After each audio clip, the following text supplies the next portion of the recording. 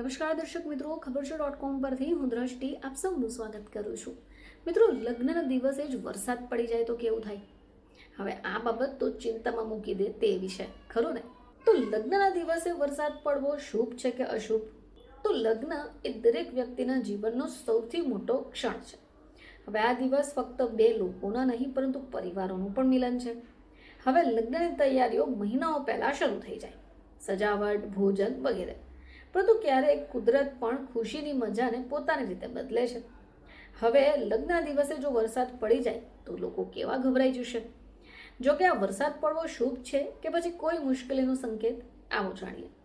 તો વરસાદને કુદરતની સૌથી પવિત્ર ઘટનાઓમાંની એક ઘટના મનાય છે, જે પૃથ્વીને સંતુષ્ટ નહીં પરંતુ પર્યાવરણને પણ શુદ્ધ કરશે. જો લગ્નના દિવસે વરસાદ થાય તો શુદ્ધિકરણનો સંકેત મળે છે.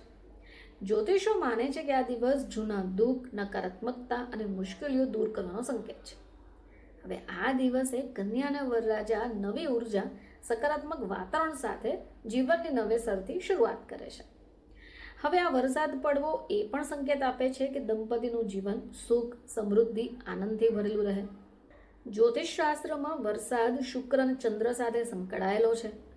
એનો અર્થ એ થયો કે ભવિષ્યમાં દંપતીને બાળકોની ખુશીઓ પણ મળશે. હવે લગ્ન એ જીવનનો એક નવો અધ્યાય છે અને આ દિવસે જો વરસાદ વરસે તો એ દર્શાવે કે આ સંબંધ લાંબો અને મજબૂત રહેશે. જેમ વરસાદ પછી પૃથ્વી તાજગી અને નવું જીવન મેળવે છે, તેમ દંપતીનું જીવન પણ નવી ઉર્જા અને ઉત્સાહથી ભરેલું રહેશે. હવે વરસાદ દરમિયાન નાની નાની ક્ષણો, જેમ કે હાથ પકડીને ઘરમાં પ્રવેશ કરવો, ટીપામાં સ્નાન કરવું, ઘણીવાર ખુશી તો ઘણીવાર હાસ્ય બને. હવે આ પણ કુદરતી સંકેત સૂચવે છે કે દરેક પરિસ્થિતિમાં સાથે રહેશે. સમય તેમને વધુ સંબંધ મજબૂત કરશે. જ્યોતિષશાસ્ત્ર અનુસાર લગ્નના દિવસે વરસાદને ખાસ શુભ માનવામાં આવે છે.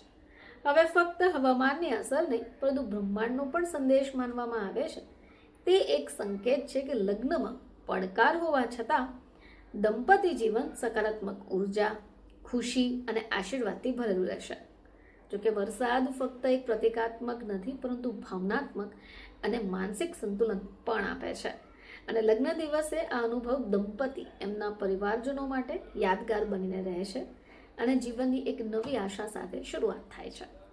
ફરીથી તમારી સમક્ષ હાજર થઈશું. ત્યાં સુધી જોતા રહેજો ખબર છે .com.